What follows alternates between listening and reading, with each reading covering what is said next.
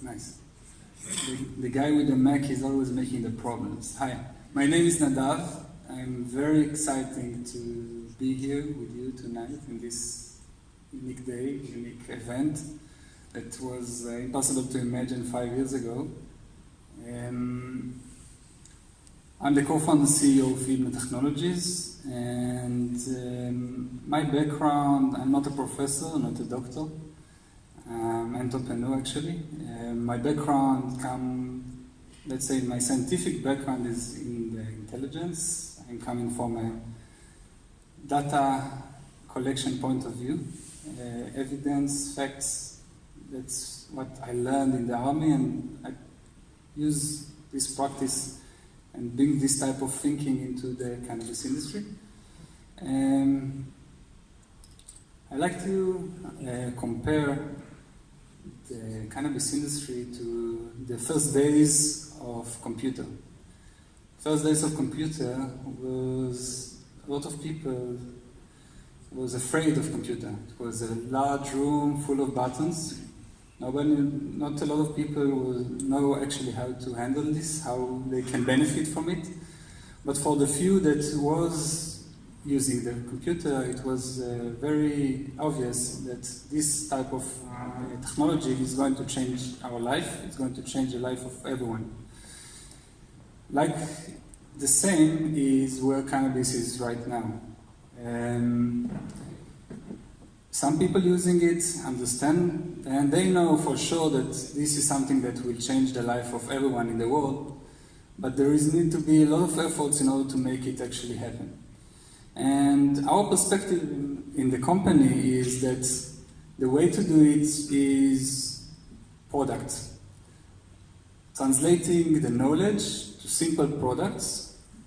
Education is important, but simple products are the way that will lead us to a world that more people over the world will be able to enjoy the cannabis benefits. So today I want to touch 3 topics. The first topic is Eybna research in Israel. We want to share a little bit of what we are doing, who are the collaboration of Eybna and our approach, and share some insights from our research. The second topic is the challenge of consistency, a problem that we are facing and dealing with a lot in the last 5 years, and especially the challenge of consistency in oil-based product. And the last topic is, how to maintain, what is a chemovar and how to maintain a chemovar. I'm jumping, all right. So Eybna research in Israel, and just for you to receive a better and brighter picture of who we are.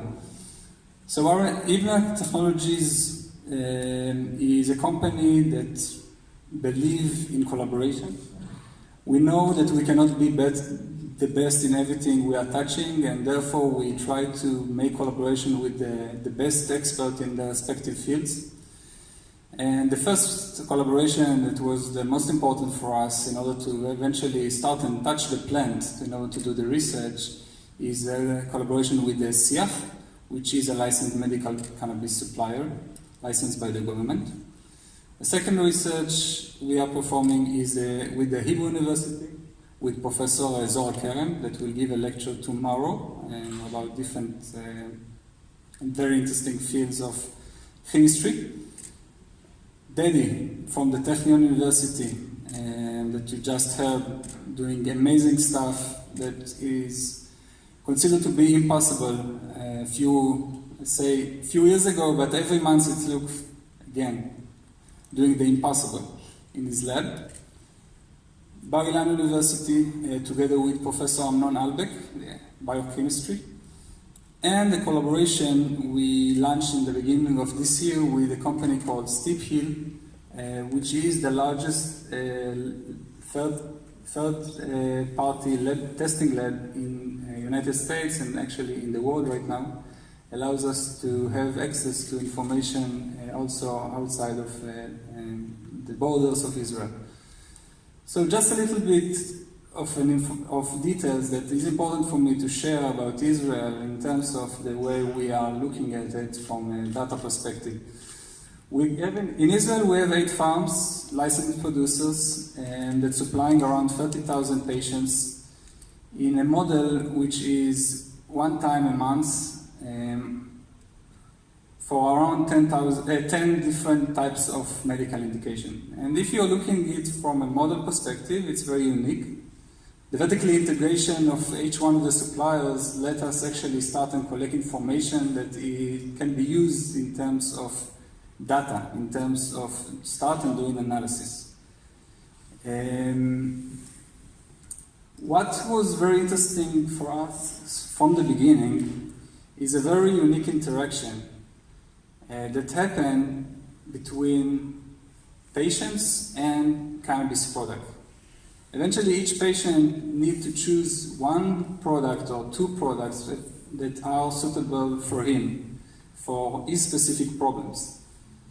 And this unique one-on-one interaction is something that for us as a company from the beginning was very interesting to explore and understand why this one-on-one interaction actually occurred. What happened, what makes a specific Parkinson patient or a specific user choose one product over the other. So we believe eventually that this type of barrier between new patients that want to use cannabis and the suitability for one specific product is a model that we can learn from. And when we will learn it and understand why it happened, we will eventually be able to help other patients to go through a much easier process of choosing the right product to their own needs. Now, it was very, very obvious from the beginning that let's say back in 2015, everybody spoke about only the THC and CBD ratio, and it also exists today. It's, when the language is hard and you need to classify, it's very easy to name a person by the color of his eyes and the color of his hair. Eventually, this is not explaining the whole picture of a person. The same with cannabis and compositions. THC and CBD. Everyone that grow cannabis know that these ratios don't mean that the product will act the same. A product with the same ratios will not have the same effect. And the truth is that cannabis is actually composed of over 1,000 different compounds that currently we don't know how, but we are sure that they are making this specific product to be better for specific need. For us in the company, we look on what we can bring, how we can bring value to as much as people worldwide in the shortest time. And one very important question was bothering us from the beginning. And this question was, what makes cannabis to become a daytime, and what makes the cannabis to become a nighttime? We actually received a license for research for this type, license for research from the Ministry of Health to do this type of research. What people call as sativa and indica. So we start to investigate what's called more potent daytime and nighttime strain, and I will be very happy to share with you some of our first insights. So, everyone that grows cannabis knows that the botanical name of sativa is not very interesting, because high plant can be eventually have an effect of nighttime. There is so many crossbreeding during the years that the botanical view is not interesting. For us in the company, what was interesting is how the actual cannabis affect the patients.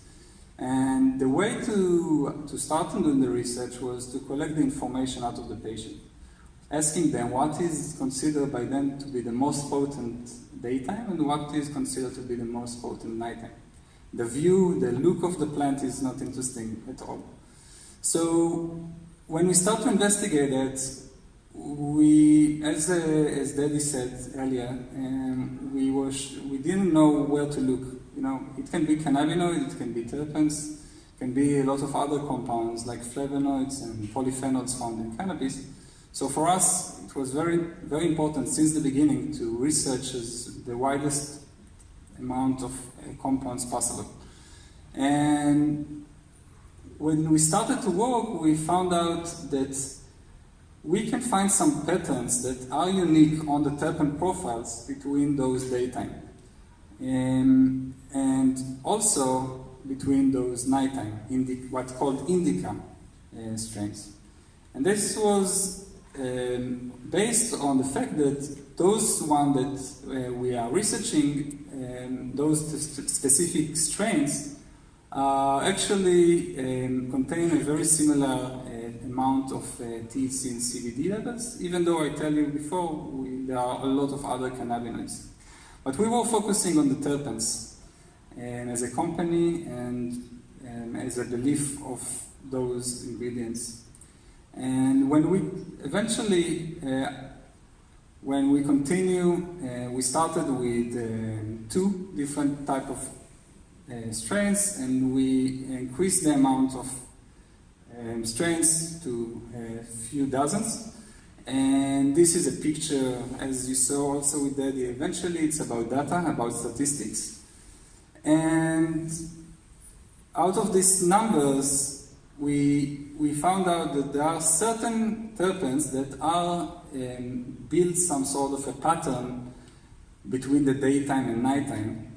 And I share with you the first insights that are anecdotal and didn't prove in any clinical trial. But out of this ethnobotanical research plus the chemistry, we came with some terpenes that are found in higher quantities in the daytime, like myrcene or semen, trans-alpha bergamoten, and alpha-guaian and trans-beta-pharmacene. And on the nighttime, we found out certain other terpenes that found in large quantities, like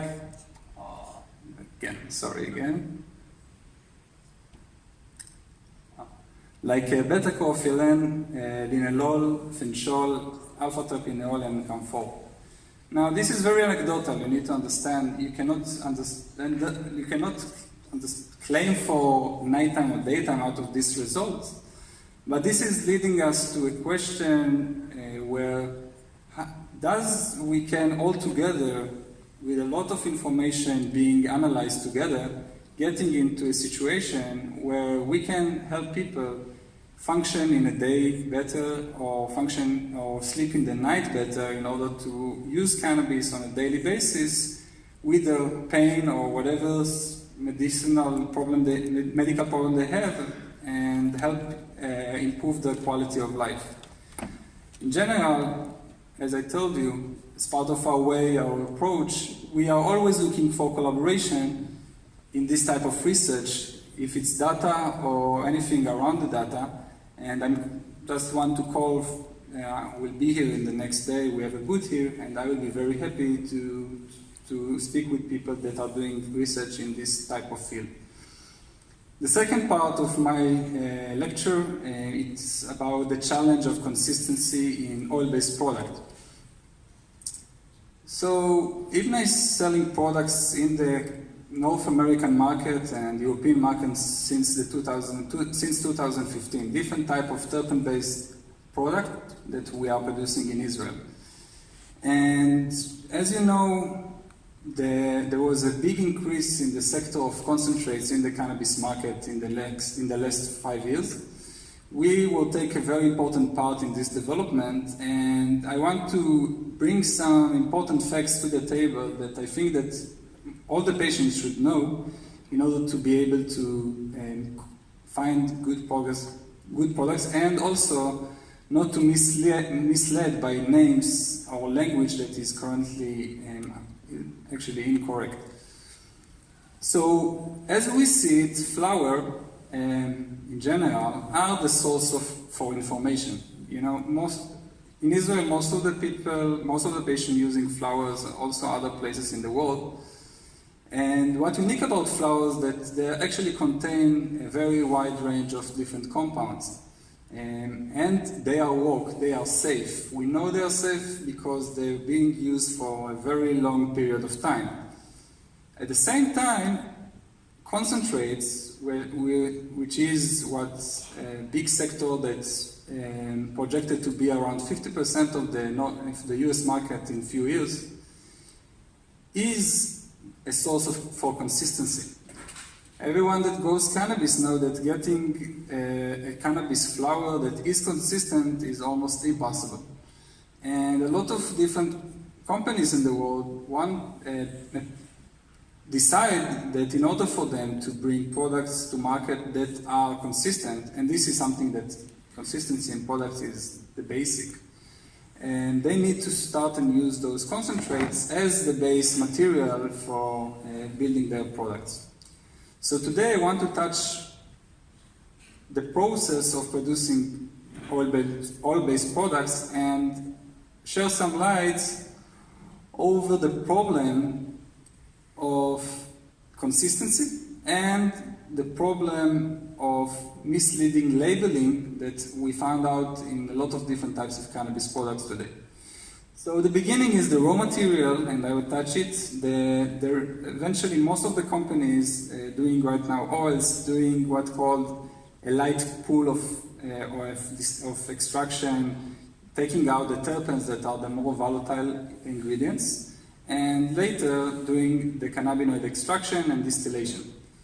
In each one of these processes, there is a problem of maintaining the consistency, but eventually a lot of the final products are being called by the name of the original product, like OG Kush, Mango Kush, or any other strain.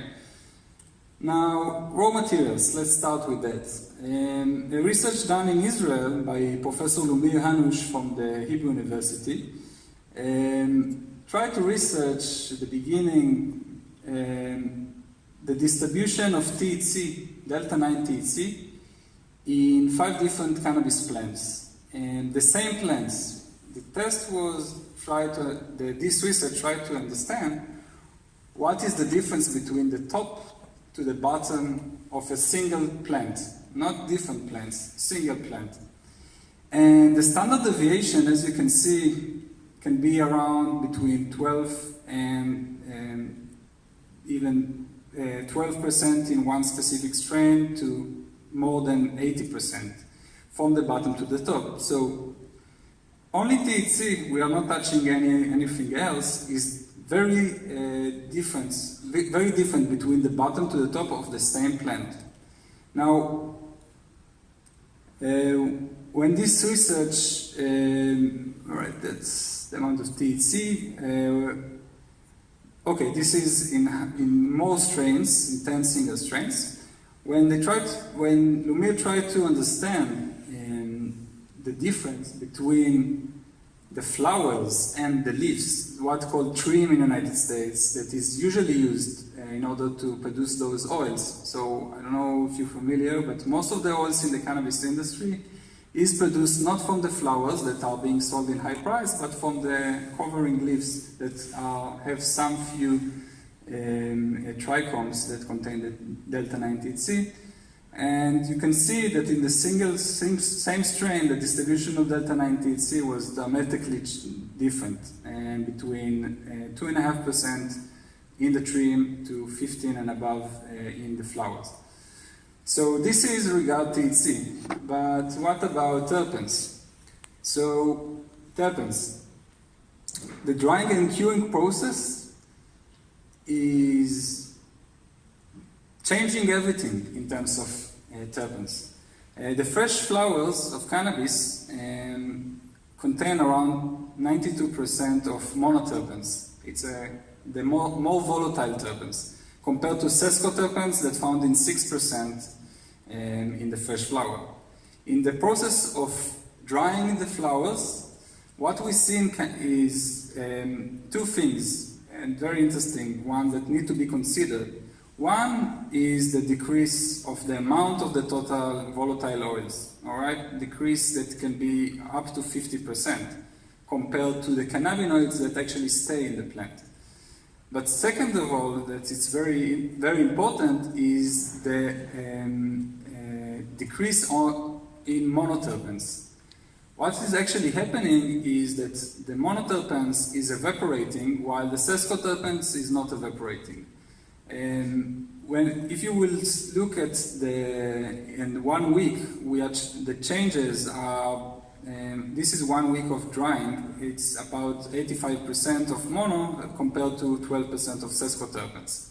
And if we speak about 1 week of drying and 3 months of curing, we are speaking about 62% and 35% of sesquiterpenes.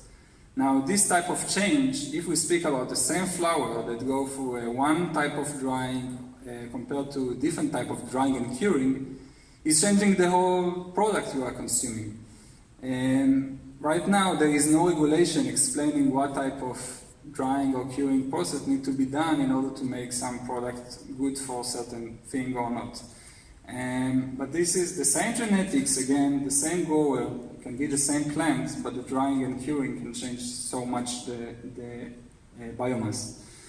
So this is a very interesting research that also show a comparison between the growth of strains in general, indoor and outdoor. Now, what this research showed us is that the level of THC in products that grow indoor was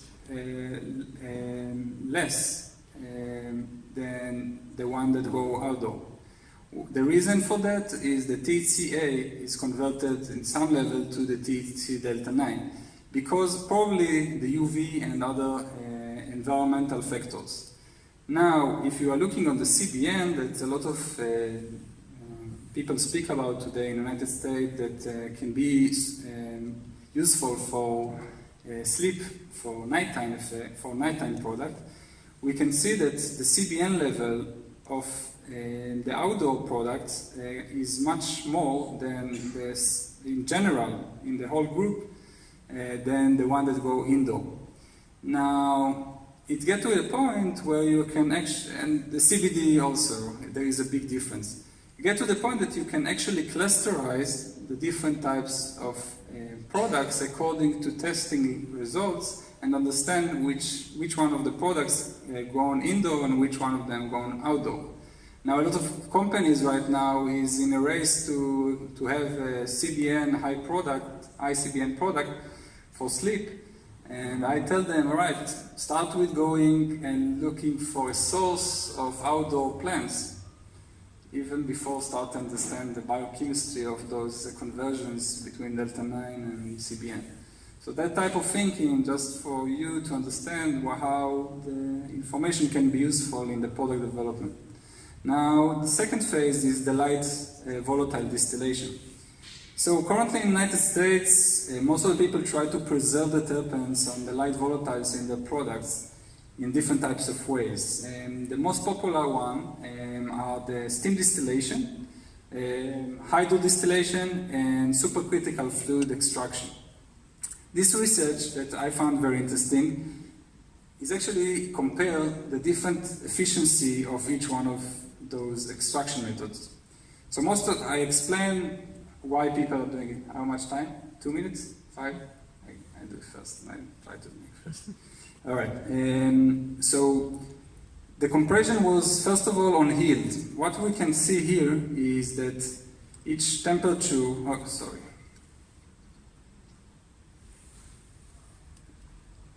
In steam distillation, the yield was the best yield was in 130 Celsius, and the hydro distillation, which is actually boil the cannabis together with the water and not just let the steam go by, is 110 Celsius, and for the supercritical is 45 Celsius with a 1230 psi. This is about yield, but let's see what about the ratios of the different types of terpenes. So what this research found out, and that's important to know, is that in the supercritical extraction, there was certain ingredients like the carophyllene and D-limonene that was increased dramatically and the yield was very good. But at the same time, certain ingredients didn't pull out from the terpene extraction using the supercritical. In terms of which of the one is better, it's very important to know what you want to achieve in your final product. Because if you look for a product that will contain the camphene for some reason, you need to consider what type of extraction method you use. But that's also show you, even though you try to preserve the terpene, each one of the techniques to preserve it is changing very much the composition and eventually the product. Cannabinoid extraction, all right, so research on CO2 also showed us a big difference in potency increase in each one of the ingredients. Start with the THC and CBD, and the efficiency of pulling out those cannabinoids is different. In the same run, you can increase the amount of THC by 3.2 and of the CBD by 4. So the same run, the same plant increase is different because of a lot of parameters that is related to the extraction method. Now, all right. Now, the extraction in the flower compared to concentrate, you will find out that the CBD is always higher for the concentrates compared to the flower, and the same with the THC and CBD.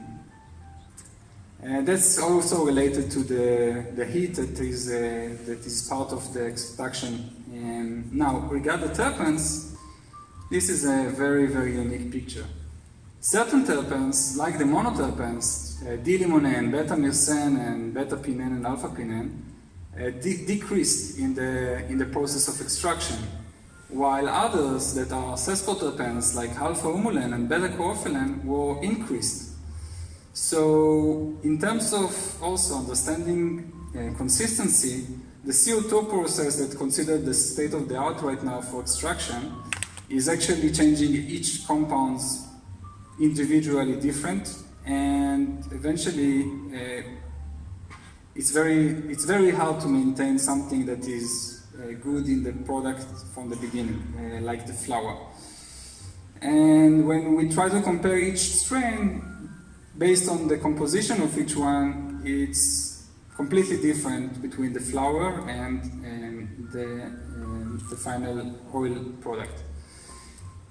Now, I spoke about about the concentration. So you see the alpha and beta is decreased, and other one is increased, like the linalool and beta-carophyllene.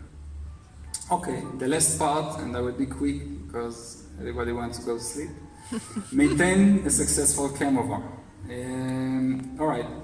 So for us as a company, eventually, as I start with what I started, what was important is, first of all, to find this unique interaction, one-on-one interaction. But more than that, if you find it and cannot reproduce it, means zero for us as a human being, you know.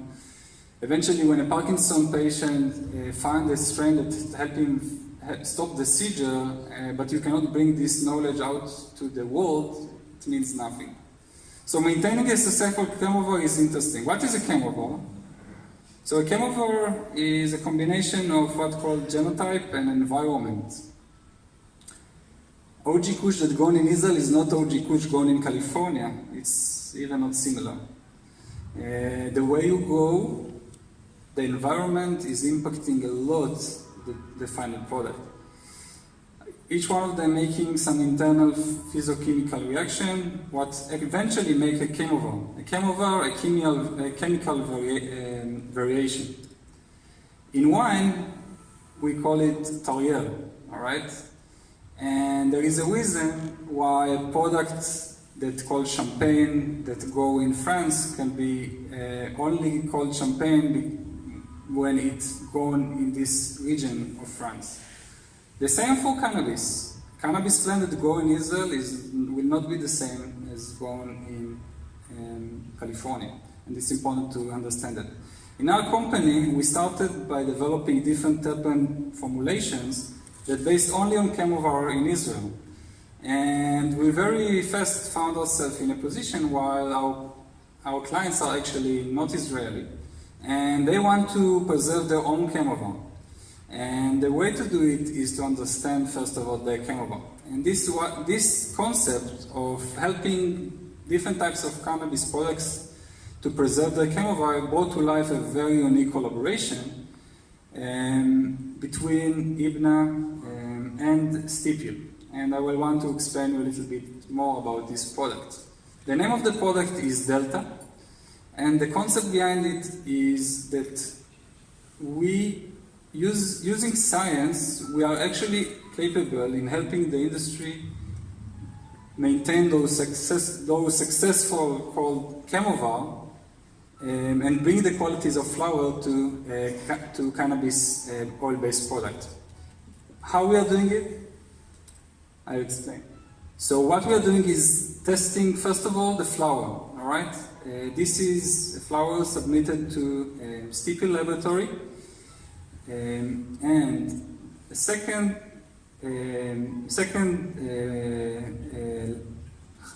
analysis is being done on the concentrates, okay? What we are doing is actually formulating a customized terpene formulation that is based on those two type of analysis, and in order to bring to every batch the same terpene profile that was in the original flower. So this is the latest product from us, and I will believe that this type of work that will be performed by Eybna and a lot of other companies that are putting the effort in bringing some science into the cannabis product will make a change and make the cannabis suitable for more people worldwide. I want to say thank you to all the Eybna team and all the partners that are sitting right there. And thank you very much. That all of that is because of the great people we have in the team. And I will finish with a small video that explains a little bit better about the Delta. Thank you very much.